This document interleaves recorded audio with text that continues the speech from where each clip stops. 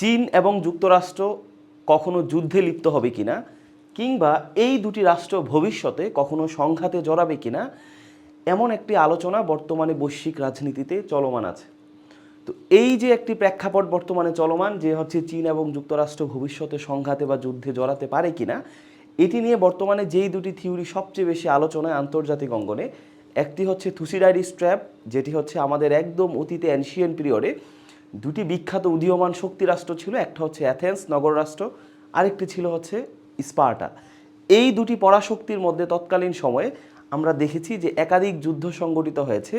সেই যুদ্ধ ব্যাখ্যা বিশ্লেষণ করার জন্য একটি থিওরি ছিল, যেটি হচ্ছে রাষ্ট্রবিজ্ঞানী থুসিডাইডিস, তিনি ব্যাখ্যা বিশ্লেষণ করেন। পরবর্তীতে পলিটিক্যাল সায়েন্টিস্ট গ্রাহাম এলিসন সেটির আরও বিশদ আলোচনা করেন এবং সেটিকে তিনি থুসিডাইডিস ট্র্যাপ হিসেবে দেখানোর চেষ্টা করেন যে রাষ্ট্রগুলো কেন একে অপরের সাথে সংঘাতে লিপ্ত হয়।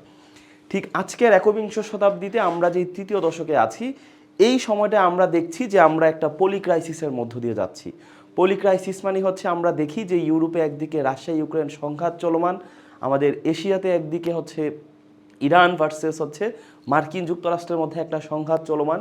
আমরা দেখি যে মার্কিন যুক্তরাষ্ট্রের সাথে ওইদিকে ল্যাটিন আমেরিকাতে ভেনেজুয়েলার সাথে একটা সংঘাত চলমান। তো এই যে নানা সংঘাত চলমান, এখন আবার প্রশ্ন উঠেছে যে উদীয়মান রাষ্ট্র চীনের সাথে যুক্তরাষ্ট্রের ইন্দো প্যাসিফিক অঞ্চলে বা দক্ষিণ চীন সাগরকে কেন্দ্র করে এখানে আরেকটা সংঘাত সম্ভাবনা রয়েছে। এরকম একটা পলিক্রাইসিসের মোমেন্টে যে আমরা যাচ্ছি, এরকম একটা মুহূর্তে প্রশ্ন এসেছে যে চীন এবং যুক্তরাষ্ট্র সংঘাতে লিপ্ত হবে কিনা। এই ধারণাটিকে ব্যাখ্যা করার জন্য পলিটিক্যাল সায়েন্টিস্ট অর্গানস্কি তিনি একটি বিখ্যাত থিওরি দাঁড় করান, যেটির নাম হচ্ছে পাওয়ার ট্রানজিশন থিওরি। তো এই দুটি থিওরির মাধ্যমে, একটি হচ্ছে পাওয়ার ট্রানজিশন থিওরি, আরেকটি হচ্ছে থুসিডাইডিস ট্র্যাপ, আমরা আজকে খুব সহজে ব্যাখ্যা বিশ্লেষণ করার চেষ্টা করব থিওরিটিকলি, তাত্ত্বিকভাবে, একাডেমিকলি, যে চীন এবং যুক্তরাষ্ট্রের মধ্যে ভবিষ্যতে কোনো ধরনের সংঘাত বা যুদ্ধ হবার কোনো সম্ভাবনা আছে কিনা। তো আমরা হচ্ছে প্রথমে আসি যে পাওয়ার ট্রানজিশন যে থিওরিটি আছে, এটি বিশেষ করে বর্তমানে অনেক বেশি আলোচনায় আসছে। মার্কিন যুক্তরাষ্ট্রের সাথে ইরানের যে সংঘাতটি চলমান আছে, এটিকে কেন্দ্র করে এই থিওরিটি আলোচনায় আসছে। তাহলে এই যে পাওয়ার ট্রানজিশন যে থিওরিটি আছে, এই থিওরিটি বলে আমরা যে বর্তমান একবিংশ শতাব্দীর যে বৈশ্বিক যে কাঠামোতে আছি, এই কাঠামোর মধ্যে পাওয়ার যেটা আছে, ক্ষমতা যেটা আছে, শক্তি যেটা আছে, এটাকে এককভাবে নিয়ন্ত্রণ করছে হচ্ছে মার্কিন যুক্তরাষ্ট্র। যে মার্কিন যুক্তরাষ্ট্র তার এই যে পাওয়ারটা, তার যে নিয়ন্ত্রণটা, তার বিশ্বজুড়ে তার সামরিক ঘাঁটি রয়েছে, তার রয়েছে পৃথিবীর মানে সবচেয়ে শক্তিশালী সেনাবাহিনী, তার রয়েছে প্রযুক্তিগত যে সফিস্টিকেশন বা প্রযুক্তিগত যে আধিপত্য, তার রয়েছে হচ্ছে আপনার বৈশ্বিক যে অর্থনীতি আছে, সেখানে ডলারের একক আধিপত্য। তো এরকম একটা পরিস্থিতিতে আমরা দেখি যে যুক্তরাষ্ট্র এখন হচ্ছে পুরো যে বিশ্বের যে পাওয়ার আছে, সে পাওয়ারটাকে সে লিড করছে। সে বর্তমানে একটা হেজিমন রাষ্ট্র হিসেবে সারা বিশ্বকে নেতৃত্ব দিচ্ছে। এরকম একটা জায়গায় যুক্তরাষ্ট্র হচ্ছে একটা স্ট্যাটাস কো স্টেট। তাহলে স্ট্যাটাস কো স্টেট যেটা হচ্ছে,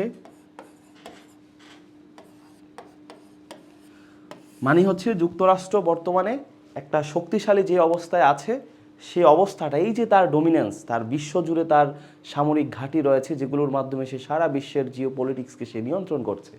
তার আরেক দিকে তার বৈশ্বিক ইকোনমিতে তার ডলারের আধিপত্য রয়েছে, যার মাধ্যমে সে বৈশ্বিক ইকোনমি নিয়ন্ত্রণ করছে। কোনো একটা রাষ্ট্র তার বিরুদ্ধে গেলে সে ইজিলি তার এই যে অর্থনৈতিক যে ব্যবস্থা, এই যে ডলারের যে সিস্টেম, এই সিস্টেমের মাধ্যমে সে সুইফট যেটা আছে, সেখান থেকে একটা রাষ্ট্রকে বের করে দিতে পারে।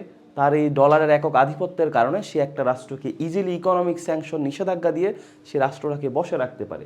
ঠিক এরকম একটা জায়গায় আমরা দেখি যে প্রযুক্তিগতভাবেও যেমন যুক্তরাষ্ট্র, তার একটা সফিস্টিকেশন বা হচ্ছে একটা আধিপত্য রয়েছে। এটাকে সে আসলে ধরে রাখতে চায়। বৈশ্বিক যে প্রতিষ্ঠানগুলো আছে, আইএমএফ আছে, আমার ওয়ার্ল্ড ব্যাংক আছে, আমার হচ্ছে জাতিসংঘ আছে, এই প্রতিষ্ঠানগুলো আসলে যুক্তরাষ্ট্র তার মতো করে পরিচালিত করছে। ঠিক এই যে যুক্তরাষ্ট্রের সবগুলো স্পিয়ারে, সবগুলো লেয়ারে তার যে বৈশ্বিক আধিপত্যটা, এটা সে আসলে ধরে রাখতে চায়, এটা সে আসলে কন্টিনিউ করতে চায়, যেটাকে আমরা সাধারণত বলি জিওপলিটিক্সের ভাষা, এটা হচ্ছে স্ট্যাটাস কো। যুক্তরাষ্ট্রের স্ট্যাটাস কো বা বর্তমানে যেই পজিশনে আছে, সেটিকে সে মেনটেন করতে চায়, সেটিকে সে ধরে রাখতে চায়, তার বৈশ্বিক যে আধিপত্য, সেটিকে সে বজায় রাখতে চায়। এই পাওয়ার ট্রানজিশন থিওরিটা বলছে এই যে এখন পাওয়ারটা যে যুক্তরাষ্ট্রের কাছে যে আছে, এই পাওয়ারটা সব সময় যুক্তরাষ্ট্রের কাছে থাকে না। এই পাওয়ারটা এটা হচ্ছে ট্রানজিশন করবে, ট্রানজিট করবে, অন্যদিকে যাবে। তাহলে এই যে ট্রানজিট যেটা করে, আমরা দেখি যে আজকের আধুনিক যুগে যে চায়না আছে, চীন যেটা আছে, চীন আমরা দেখি সেও হচ্ছে অর্থনৈতিকভাবে সে অনেক শক্তিশালী হয়ে উঠছে, সে একটা রাইজিং পাওয়ার হিসেবে উঠছে, তার ইকোনমি জিডিপি গ্রোথ হচ্ছে। তারপর আমরা দেখি তার জিও পলিটিক্সে তার বেল্ট অ্যান্ড রোড ইনিশিয়েটিভের মাধ্যমে সে ইউরোপ, এশিয়া, আফ্রিকা 3টা মহাদেশকে সে নিয়ন্ত্রণ করতে যাচ্ছে। আমরা দেখি যে চীনের যে বর্তমান যে সেনাবাহিনী, এটা মার্কিন যুক্তরাষ্ট্রের সেনাবাহিনীর সাথে সে পাল্লা দিচ্ছে।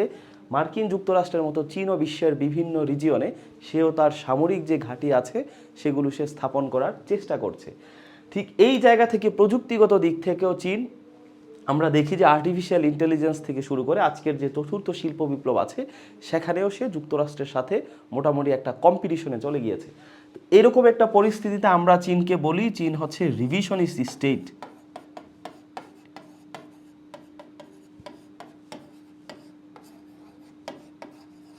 স্টেট, অথবা আমরা এটাকে অনেকে বলি যে চীন হচ্ছে আমাদের একটা রাইজিং পাওয়ার।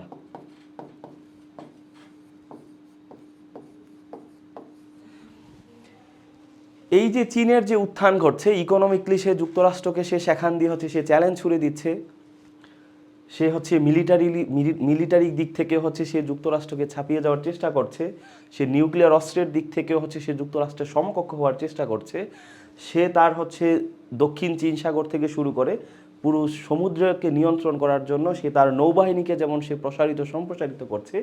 এই জায়গায় চীনকে আমরা বলি যে সে রিভিশনিস্ট স্টেট বা হচ্ছে সে একটা রাইজিং পাওয়ার বা উদীয়মান শক্তি। তার মানে হচ্ছে এখন বৈশ্বিক যে পাওয়ারটা আছে, এই পাওয়ারটা আসলে যুক্তরাষ্ট্র তো এস্টাবলিশড একটা শক্তি, সে একটা স্ট্যাটাস কোয়ের মধ্যে আছে। আর চীনের মধ্যেও এই পাওয়ারটা আসলে আমরা দেখি যে ট্রান্সফরমেশন হচ্ছে। তাহলে এই যে চীনের মধ্যেও যে পাওয়ারটা ট্রান্সফরমেশন হচ্ছে, এই পাওয়ার ট্রানজিশন থিওরিটাতে আমাকে দেখানোর চেষ্টা করছে যে একটা এস্টাবলিশ পাওয়ার যেখানে আছে, স্ট্যাটাসকো পাওয়ার যেখানে আছে, সেখানে যদি আরেকটা পাওয়ার যদি রাইজিং হয়, উদীয়মান হয়, সেও যদি ওই এস্টাবলিশ পাওয়ারের সমকক্ষ হতে যায়, তখন হচ্ছে বিশ্বে একটা সংঘাত অনিবার্য হয়ে পড়ে। তার মানে হচ্ছে আমার এস্টাবলিশ শক্তির সমকক্ষ যদি অন্য আরেকটা শক্তি দাঁড়িয়ে যায় এবং ওই শক্তি যদি এই এস্টাবলিশ শক্তিকে যদি চ্যালেঞ্জ করে, এস্টাবলিশ শক্তিটা বিশ্ব ব্যবস্থাকে যেভাবে পরিচালিত করছে, এই রাইজিং শক্তি চীন যদি সেটাকে চ্যালেঞ্জ ছুড়ে দেয়, তাইলে এই দুইটা এস্টাবলিশ শক্তি এবং হচ্ছে রাইজিং শক্তি দুইটার মধ্যে যুদ্ধ, সংঘাত, দ্বন্দ্ব অনিবার্য হয়ে পড়ে। তো এই জায়গায় পাওয়ার ট্রানজিশন থিওরিটা আমাকে ঐতিহাসিকভাবে দেখাচ্ছে যে আমার প্রথম বিশ্বযুদ্ধটা যদি আমরা দেখি, এই প্রথম বিশ্বযুদ্ধে হচ্ছে ব্রিটেন যে রাষ্ট্রটা ছিল, আজকের যে ব্রিটিশ, এই ব্রিটেন যে রাষ্ট্রটা ছিল, ইংল্যান্ড যেটা ছিল, তারা হচ্ছে একটা এস্টাবলিশ শক্তি ছিল তখন। যুক্তরাষ্ট্র কিন্তু তখনও অতটা এস্টাবলিশ প্রথম বিশ্বযুদ্ধের আগে, তখন কিন্তু সারা বিশ্বের হেজিমন ছিল ব্রিটেন। ওই সময়টাতে এই ব্রিটেনকে সমকক্ষ ধীরে ধীরে প্রযুক্তিগতভাবে, অর্থনৈতিকভাবে, শিল্পগতভাবে, তারপরে নিউক্লিয়ার পাওয়ারের দিক থেকে জার্মানি যে রাষ্ট্রটা ছিল সে হচ্ছে ব্রিটেনের সমকক্ষ হয়ে যায়। তো জার্মানি যখন ব্রিটেনের সমকক্ষ হয়ে যায়, তখন পাওয়ার যে ট্রানজিশন, এটা ব্রিটেনের কাছে যে পাওয়ারটা, বৈশ্বিক পাওয়ারটা ছিল, সেটা ট্রানজিট হয়ে সেটা আসলে জার্মানির কাছেও চলে আসে। তখন জার্মানি যখন ব্রিটেনকে চ্যালেঞ্জ ছুড়ে দেয়, সে যখন বৈশ্বিক যে ব্যবস্থাটা সেটাকে সেও নিয়ন্ত্রণ করতে চেষ্টা করে, তখনই আমরা দেখি তার ফলশ্রুতিতে প্রথম বিশ্বযুদ্ধ আসে। তার মানে হচ্ছে পাওয়ার ট্রানজিশন থিওরিটা আমাকে দেখাচ্ছে প্রথম বিশ্বযুদ্ধ যেটা হয়েছে, ওখানে ব্রিটেন একটা এস্টাবলিশ শক্তি বা স্ট্যাটাস কো অবস্থায় ছিল, সেখানে রাইজিং বা উদীয়মান শক্তি হিসেবে জার্মানির উত্থান ঘটে এবং জার্মানি ব্রিটেনের যে বৈশ্বিক যে ব্যবস্থা সেটাকে সে চ্যালেঞ্জ ছুড়ে দিয়েছে, যে কারণে প্রথম বিশ্বযুদ্ধটা সংঘটিত হয়েছে। এই পাওয়ার ট্রানজিশন থিওরি আমার ব্যাখ্যা করে এই যে দ্বিতীয় বিশ্বযুদ্ধের পর 1945 সাল থেকে 1990 সাল পর্যন্ত সারা বিশ্ব যে একটা স্নায়ুযুদ্ধের মধ্য দিয়ে যাচ্ছিল, এই যে শীতল যুদ্ধ বা আমরা কোল্ড ওয়ার যেটাকে বলি, সোভিয়েত ইউনিয়ন ভার্সেস হচ্ছে যুক্তরাষ্ট্র, তখনও আসলে এই সময়কাল যত সংঘাতগুলো হয়েছে, যেমন হচ্ছে কিউবান মিসাইল ক্রাইসিস, এই সময়টাতে আফগানিস্তান ওয়ার হয়েছে, এই সময়টাতে ভিয়েতনাম ওয়ার হয়েছে, এই সময়টাতে মধ্যপ্রাচ্যে অসংখ্য সংঘাত হয়েছে। তো এই সময়টার যে ব্যাখ্যা বিশ্লেষণ করার ক্ষেত্রে আমার পাওয়ার ট্রানজিশন যে থিওরিটা আছে সেটাও এখানে ব্যাখ্যা বিশ্লেষণ দাঁড় করাচ্ছে। কিভাবে? পাওয়ার ট্রানজিশন থিওরি এখানে বলছে যে 1945 সালে আমার বিশ্বের এস্টাবলিশ পাওয়ার বা হচ্ছে স্ট্যাটাস কো অবস্থায় যেটা ছিল, সেখানে হচ্ছে মার্কিন যুক্তরাষ্ট্র ছিল, ইউএসএ ছিল, একইভাবে এই বৈশ্বিক যে পাওয়ারটা ওইটা হচ্ছে সোভিয়েত ইউনিয়ন, ইউএসএসআর যেটা ছিল সোভিয়েত ইউনিয়ন, সেও হচ্ছে তখন মার্কিন যুক্তরাষ্ট্রের সমকক্ষ হওয়া শুরু করে। এবং মার্কিন যুক্তরাষ্ট্র যেমন নেটো গঠন করে, সোভিয়েত ইউনিয়ন হচ্ছে সে ওয়ার্সপ্যাক্ট গঠন করে।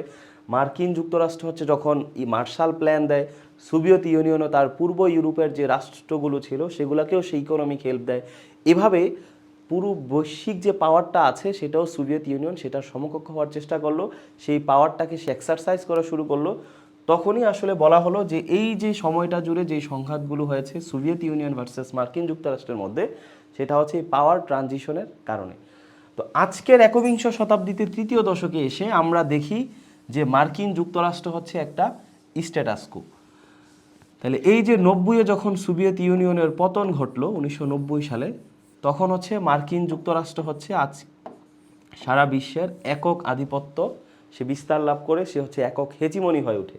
ঠিক এরকম একটা সময় আমরা দেখি যে 2012 সালের পর থেকে শি জিনপিং যখন চীনের ক্ষমতায় আসে, 2012 সালে শি জিনপিং যখন চীনের প্রেসিডেন্ট হিসেবে ক্ষমতায় আসে, সে প্রত্যেকটা জায়গায় গ্লোবাল যে পাওয়ার পলিটিক্স আছে, মিলিটারির দিক থেকে হচ্ছে সে যুক্তরাষ্ট্রকে চ্যালেঞ্জ করার চেষ্টা করছে, সে ইকোনমিক দিক থেকে যুক্তরাষ্ট্রকে চ্যালেঞ্জ ছুড়ে দিচ্ছে, সে জিওপলিটিক্স দিক থেকে সে বেল্ট অ্যান্ড রোড ইনিশিয়েটিভের মাধ্যমে যুক্তরাষ্ট্রকে চ্যালেঞ্জ ছুড়ে দিচ্ছে, সে তার নেভাল যে শক্তি আছে, তার যে নৌশক্তি আছে ইন্দো প্যাসিফিক অঞ্চলে, সে হচ্ছে যুক্তরাষ্ট্রকে সেখানেও সে চ্যালেঞ্জ ছুড়ে দিচ্ছে। তার মানে এখন পাওয়ার ট্রানজিশন থিওরিটা বলছে যে এই যে বৈশ্বিক একটা স্ট্যাটাস কো অবস্থা একটা রাষ্ট্র আছে, যে এস্টাবলিশড পাওয়ার, যে অলরেডি ক্ষমতাবান, যে এস্টাবলিশড শক্তি, তাকে যখন একটা উদীয়মান শক্তি যখন চ্যালেঞ্জ ছুড়ে দেয়, তখনই হচ্ছে বৈশ্বিক যে সংঘাত, বৈশ্বিক যে দ্বন্দ্ব, বৈশ্বিক যে যুদ্ধ, সেটা হচ্ছে অবশ্যম্ভাবী হয়ে পড়ে। অর্থাৎ পাওয়ার ট্রানজিশন থিওরি আমাকে দেখায় একটা এস্টাবলিশ শক্তির এগেনস্টে আমার যখন একটা রাইজিং শক্তি দাঁড়িয়ে যায়, ওই রাইজিং শক্তি যদি এস্টাবলিশ শক্তি যে বিশ্ব ব্যবস্থাটা সে যেভাবে নিয়ন্ত্রণ করছে সেটাকে যদি সে চ্যালেঞ্জ ছুড়ে দেয়, তাহলে হচ্ছে আমার যুদ্ধ অনিবার্য হয়ে পড়ে। তো এটা হচ্ছে এখানে থিওরিটিক্যাল একটা ব্যাখ্যা যে চীন এবং মার্কিন যুক্তরাষ্ট্রের মধ্যে সংঘাত লিপ্ত হবে কিনা বা সংঘাত তৈরি হবে কিনা। এটা বলছে যদি চীন বর্তমান স্ট্রাকচারে সে যদি মার্কিন যুক্তরাষ্ট্রকে চ্যালেঞ্জ ছুড়ে দেয়, সে যদি বিশ্ব ব্যবস্থাটাকে নিয়ন্ত্রণ করতে চায়, সে যদি পরিবর্তন করতে চায়, তাইলে হচ্ছে সংঘাত অনিবার্য। আমরা দেখি আজকের মধ্যপ্রাচ্যে এই যে মার্কিন যুক্তরাষ্ট্র যে হচ্ছে আপনার ইরানে যে হামলা চালিয়েছে, তো এই জায়গায় চীনকে আমরা দেখি যে সে একটা নীরব ভূমিকা পালন করছে। তাহলে এই যে নীরব ভূমিকাটা সে পালন করছে, এখানে পাওয়ার ট্রানজিশন থিওরিটা আমাকে বলছে যে এই যে মধ্যপ্রাচ্যে যে ইউএসএ যে এস্টাবলিশড পাওয়ার, সে মধ্যপ্রাচ্যটাকে যেভাবে সে পরিচালনা করছে, মধ্যপ্রাচ্যকে সে যেভাবে নিয়ন্ত্রণ করছে, এটাকে চীন আসলে চ্যালেঞ্জ ছুড়ে দিচ্ছে না, এটাকে চীন পরিবর্তন করতে চাইছে না, যে কারণে এই জায়গায় চীন সে কোনো ধরনের সংঘাতে সে আসতে চাচ্ছে না। অর্থাৎ পাওয়ার ট্রানজিশন থিওরিটা আমাকে বলে যুদ্ধ তখনই হবে যখন কোনো অঞ্চলের একটা ব্যবস্থা যেটা এস্টাবলিশ শক্তি পরিচালিত করছে, ওই ব্যবস্থাকে যদি আমি চ্যালেঞ্জ ছুড়ে দেই, ওই ব্যবস্থাকে যদি আমি পরিবর্তন করতে চাই, ওই স্ট্রাকচারকে যদি আমি রিশাফল করতে চাই, তখনই আমার এস্টাবলিশ শক্তির সাথে রাইজিং শক্তির ক্ল্যাশ বা সংঘাত বা ওয়ার বা যুদ্ধ অনিবার্য। আমরা দেখি যে অতীতে আরেকটা থিওরি ছিল বিখ্যাত, যেটা হচ্ছে আমার থুসিডাইডিস ট্র্যাপ, যেটা পরবর্তীতে পলিটিক্যাল সায়েন্টিস্ট গ্র্যাহাম এলিসন এটাকে বিস্তারিত ব্যাখ্যা দাঁড় করেন। আজকের আপনি যদি দেখেন অ্যানশিয়ন পিরিয়ডে, বিশেষ করে হচ্ছে 431 অব্দ থেকে যদি আপনি 404 অব্দ পর্যন্ত সময়কালটা দেখেন অ্যানশিয়ন পিরিয়ডে, প্রাচীনকালে, সেখানে হচ্ছে আমরা জানি যে বিশ্ব ব্যবস্থাটা ছিল একটা গ্রেকো রোমান ওয়ার্ল্ড অর্ডার। তাহলে এই যে গ্রেকো রোমান ওয়ার্ল্ড অর্ডারকে আমরা বলি যে তখন সারা বিশ্ব জুড়ে গ্রিস এবং হচ্ছে রোমানদের একটা আধিপত্য ছিল, যেটা ভূমধ্য সাগরকে কেন্দ্র করে। তাহলে এই যে ভূমধ্য সাগরকে কেন্দ্র করে তৎকালীন হচ্ছে গ্রিসের অধীনে অনেকগুলো ছোট ছোট নগর রাষ্ট্র ছিল, বিভিন্ন শহরকে কেন্দ্র করে এই ছোট ছোট রাষ্ট্রগুলো গড়ে ওঠে। তো এই যে আজকের যে আধুনিক যে গ্রিস আছে, এখানে আমরা দেখি যে একটা হচ্ছে নগর রাষ্ট্র অ্যাথেন্স আর একটা হচ্ছে নগর রাষ্ট্র স্পার্টা। তো ওই সময়টাতে আপনি যদি খেয়াল করেন, এই যে স্পার্টা এবং অ্যাথেন্সের মধ্যে, স্পার্টা ছিল আজকের মার্কিন যুক্তরাষ্ট্র যেমন স্ট্যাটাস কো স্টেট বা এস্টাবলিশড পাওয়ার,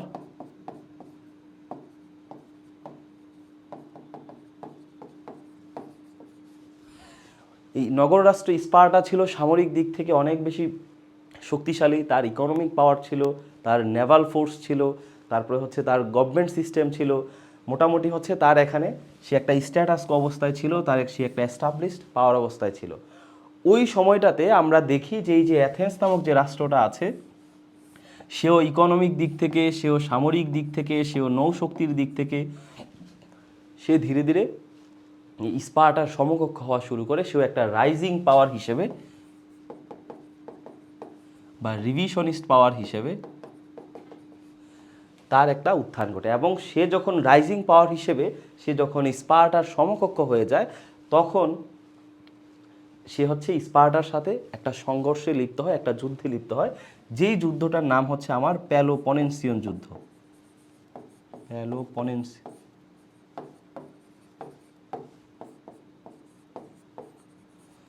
তো এই যে পেলোপনেসিয়ন যুদ্ধ, এটা দ্বারা পরবর্তীতে রাষ্ট্রবিজ্ঞানী, তৎকালীন প্রাচীন রাষ্ট্রবিজ্ঞানী থুসিডাইডিস তিনি ব্যাখ্যা করার চেষ্টা করলেন, এরকম একটা এস্টাবলিশড পাওয়ারের যখন থাকে, তার এগেনস্টে যখন আরেকটা রাইজিং শক্তির উত্থান ঘটে, তখন হচ্ছে যুদ্ধ বা ক্ল্যাশ এটা অবশ্যম্ভাবী। অর্থাৎ থুসিডাইডিস ট্র্যাপ যেটা আছে, এটাকে সে বলছে একটা এস্টাবলিশড পাওয়ারের পাশে যদি আরেকটা রাইজিং পাওয়ারের উত্থান ঘটে, তাইলে হচ্ছে আমার এখানে একটা সংঘাত ঘটে। এই সংঘাতটা কি তিনি হচ্ছে ট্র্যাপ হিসেবে উল্লেখ করেছেন, যে রাইজিং পাওয়ার ভার্সেস এস্টাবলিশ পাওয়ারের মধ্যে সংঘাত হচ্ছে অনিবার্য। তো এখন প্রশ্ন হতে পারে যে এই যে থুসিডাইডিস যে ট্র্যাপ আছে, এইটার সাথে পাওয়ার ট্রানজিশন যে থিওরি, এই দুইটার মধ্যে আসলে পার্থক্য কী? তো আমরা যদি একটু দেখি যে থুসিডাইডিস ট্র্যাপ হচ্ছে তৎকালীন পেলোপনেসিয়ান যে যুদ্ধটা আছে সেটাকে ব্যাখ্যা বিশ্লেষণ করেছে যে একটা এস্টাবলিশড পাওয়ারের এগেনস্টে যদি আরেকটা রাইজিং পাওয়ার দাঁড়িয়ে যায়, তাহলে যুদ্ধ অবশ্যম্ভাবী। এই থুসিডাইডিস ট্র্যাপ অনুযায়ী আজকের আধুনিক যুগে মার্কিন যুক্তরাষ্ট্র এস্টাবলিশ পাওয়ার, এটার এগেনস্টে যদি আরেকটা রাইজিং পাওয়ার চীন দাঁড়িয়ে যায়, সে যদি মার্কিন যুক্তরাষ্ট্রের সমকক্ষ হতে চায়, তাহলে হচ্ছে যুদ্ধ অবশ্যম্ভাবী, মানে যুদ্ধ হবেই। পেলোপনেসীয় যুদ্ধ যেমন স্পার্টা এবং অ্যাথেন্সের মধ্যে হয়েছিল, থুসিডাইডিস ট্র্যাপ আমাকে বলছে চীন যদি উদীয়মান রাষ্ট্র হিসেবে মার্কিন যুক্তরাষ্ট্রের সমকক্ষ হতে চায়, তাহলে হচ্ছে চীন এবং যুক্তরাষ্ট্রের মধ্যে যুদ্ধটা অবশ্যম্ভাবী। সেই যুদ্ধটা হইতে পারে দক্ষিণ চীন সাগরকে কেন্দ্র করে, সেটা হইতে পারে ইন্দো প্যাসিফিক অঞ্চলকে কেন্দ্র করে, সেটি হইতে পারে হচ্ছে আমার মধ্যপ্রাচ্য বা যে কোনো বৈশ্বিক যে রিসোর্স আছে, গ্লোবাল যে ওয়েলথ আছে, সেটিকে কেন্দ্র করে। অর্থাৎ থুসিডাইডিস ট্র্যাপ হচ্ছে আমার, এটা দেখাচ্ছে আমার সংঘাত অবশ্যম্ভাবী, এটা হবেই। আর পাওয়ার ট্রানজিশন যে থিওরিটা আমরা পড়লাম মাত্র, পাওয়ার ট্রানজিশন যে থিওরিটা পড়লাম, এটা হচ্ছে আমার একটা আধুনিক থিওরি। এই থিওরিটা বলে যে আমার হচ্ছে একটা এস্টাবলিশ পাওয়ারের সাথে একটা রাইজিং পাওয়ারের সংঘাত তখনই হবে যদি রাইজিং পাওয়ার হচ্ছে এস্টাবলিশ পাওয়ারকে যদি চ্যালেঞ্জ ছুড়ে দেয়। রাইজিং পাওয়ার যদি এস্টাবলিশ পাওয়ার যেভাবে জাতিসংঘকে পরিচালনা করছে, রাইজিং পাওয়ার চীন যদি চায় যে জাতিসংঘ ওই এস্টাবলিশ পাওয়ার যুক্তরাষ্ট্রের মতো করে চলবে না, জাতিসংঘ চলবে হচ্ছে রাইজিং পাওয়ার চীনের মতো করে, তাইলে হচ্ছে সংঘাতটা অনিবার্য। এই পাওয়ার ট্রানজিশন থিওরিটা বলছে যে আইএমএফকে এস্টাবলিশ পাওয়ার যুক্তরাষ্ট্র যেভাবে পরিচালিত করছে, চীন রাইজিং পাওয়ার হিসেবে যদি আইএমএফের সেই পরিচালনার প্যাটার্ন সে যদি চেঞ্জ করে নিজের মতো করে চালাতে চায়, তাহলে হচ্ছে সংঘাত অনিবার্য। অর্থাৎ পাওয়ার ট্রানজিশন থিওরি আমাকে দেখাচ্ছে রাইজিং পাওয়ার শুধুমাত্র সমকক্ষ হইলেই হবে না, সে যদি তার বৈশ্বিক স্ট্রাকচার যদি সে পরিবর্তন করতে চায়, তাহলে হচ্ছে আমার সংঘাত অনিবার্য। আর থুসিডাইডিস ট্র্যাপ বলছে যে আমার এস্টাবলিশ পাওয়ারের পাশাপাশি রাইজিং পাওয়ারের উত্থান ঘটলেই আমার সংঘাত অনিবার্য। থুসিডাইডিস ট্র্যাপ দেখাচ্ছে মানে আমার এস্টাবলিশ পাওয়ারের সাথে কোনো একটা রাইজিং পাওয়ারের যদি উত্থান ঘটে, তাহলে আমার সংঘাত হবে। আর পাওয়ার ট্রানজিশন থিওরি দেখাচ্ছে যে রাইজিং পাওয়ার হইলেই হবে না, সে যদি এস্টাবলিশ পাওয়ারের যে কাঠামো আছে, এস্টাবলিশ পাওয়ারের যে নিয়ম আছে, রুলস আছে, রেগুলেশন আছে, যে স্ট্রাকচার আছে, সেটাকে যদি সে পরিবর্তন করতে যায়, তাহলেই হচ্ছে সংঘাতটা অনিবার্য। অর্থাৎ খুব বেশি পার্থক্য নেই, একটা জাস্ট সিম্পল পার্থক্য। এই থুসিডাইডিস ট্র্যাপের আধুনিক ভার্সনই হচ্ছে আমার এই পাওয়ার ট্রানজিশন থিওরি। এটা বলে যে আমার একটা এস্টাবলিশ পাওয়ারের পাশাপাশি যদি রাইজিং পাওয়ারের উত্থান ঘটে, তাইলেই যুদ্ধ হয়ে যাবে। আর পাওয়ার ট্রানজিশন থিওরি বলে যে এস্টাবলিশ পাওয়ারের পাশাপাশি রাইজিং পাওয়ারের উত্থান ঘটলেই যুদ্ধ হবে না, যদি রাইজিং পাওয়ার এস্টাবলিশ পাওয়ারের যে কাঠামো আছে, স্ট্রাকচার আছে, সেটা যদি চ্যালেঞ্জ না ছুটে, অর্থাৎ চ্যালেঞ্জ ছুটতে হবে। তাহলে আমরা দেখি থুসিডাইডিস ট্র্যাপ বলছে যে হচ্ছে চীন এবং মার্কিন যুক্তরাষ্ট্রের মধ্যে যুদ্ধ অবশ্যম্ভাবী। আর পাওয়ার ট্রানজিশন থিওরি বলছে যে চীন সে যদি চায় যে মধ্যপ্রাচ্য যুক্তরাষ্ট্র যেভাবে পরিচালনা করছে সেটাকে যদি সে মেনে নেয়, তাহলে যুদ্ধ হবে না। যদি সে মেনে না নিয়ে সে নিজের মতো করে মধ্যপ্রাচ্যের স্ট্রাকচারকে সাজাতে চায়, তাহলে আমার যুদ্ধ অনিবার্য। এই পাওয়ার ট্রানজিশন থিওরি বলছে মার্কিন যুক্তরাষ্ট্র হচ্ছে ইন্দো প্যাসিফিক অঞ্চল যেভাবে পরিচালনা করছে, চীন যদি চায় যে হচ্ছে আমি সেই পদ্ধতিটা পরিবর্তন করব, আমি সেটাকে চ্যালেঞ্জ ছুড়ে দিব, তাইলেই হচ্ছে আমার সংঘাত অনিবার্য। অর্থাৎ থুসিরাইডিস ট্র্যাপার একটা আধুনিক ভার্সন হচ্ছে পাওয়ার ট্রানজিশন থিওরি, যেটা আমাকে একটা এক্সট্রা লেয়ার অন্তর্ভুক্ত করছে। সে লেয়ারটা হচ্ছে রাইজিং পাওয়ারকে অবশ্যই যেই প্যাটার্ন বর্তমানে আছে, যে স্ট্রাকচার যেটা আছে সেটাকে পরিবর্তন চাইতে হবে। সে যদি পরিবর্তন চায় তাইলেই সংঘাত হবে। অর্থাৎ এটা ছিল আমাদের একটা থিওরিটিক্যাল দিক আমরা দেখানোর চেষ্টা করলাম। তো এই থিওরিগুলো হচ্ছে বেসিকলি আপনারা আমাদের যে অ্যানাটমি অফ ওয়ার্ল্ড পলিটিক্স যে বইটা আছে, এই বইটাতে হচ্ছে আপনারা বিস্তারিত এই থিওরিগুলো, তুসিরাইডিস ট্র্যাপ বা চীন মার্কিন যুক্তরাষ্ট্রের মধ্যে যে হেজিমনিক যে দ্বন্দ্ব, তারা সংঘাতে লিপ্ত হবে কিনা, এটা হচ্ছে বিস্তারিত একদম বেসিক থেকে আপনারা এটা পড়তে পারবেন। আর লিখিত যেটা আছে, আপনারা যারা চাকরি বেসড প্রস্তুতি নিচ্ছেন, বিশেষ করে বিসিএস, তারা হচ্ছে বিসিএস এর লিখিত বেসড একদম লিখিত সিলেবাস যেটা আছে, বিসিএস এর প্রশ্ন যে প্যাটার্ন আছে, সেটার জন্য হচ্ছে মিরাজ মিয়াজ বিসিএস লিখিত আন্তর্জাতিক যে বইটা আছে, এটা কালেক্ট করতে পারবেন। এই বইয়ের 4র্থ অধ্যায়ে এই যে পাওয়ার ট্রানজিশন যে থিওরি আছে বা এরকম অনেকগুলো যে থিওরিগুলো আছে, সবগুলো হচ্ছে একসাথে আপনারা পাবেন। তো এই ছিল মোটামুটি আজকের অ্যানাটমি অফ ওয়ার্ল্ড পলিটিক্স বইয়ের যে 6ষ্ঠ যে সিরিজ আছে সেটি। পরবর্তী 7ম যে সিরিজ যখন অনুষ্ঠিত হবে তখন আপনাদের সাথে দেখা হবে। ততক্ষণ পর্যন্ত ভালো থাকুন, সুস্থ থাকুন। ধন্যবাদ।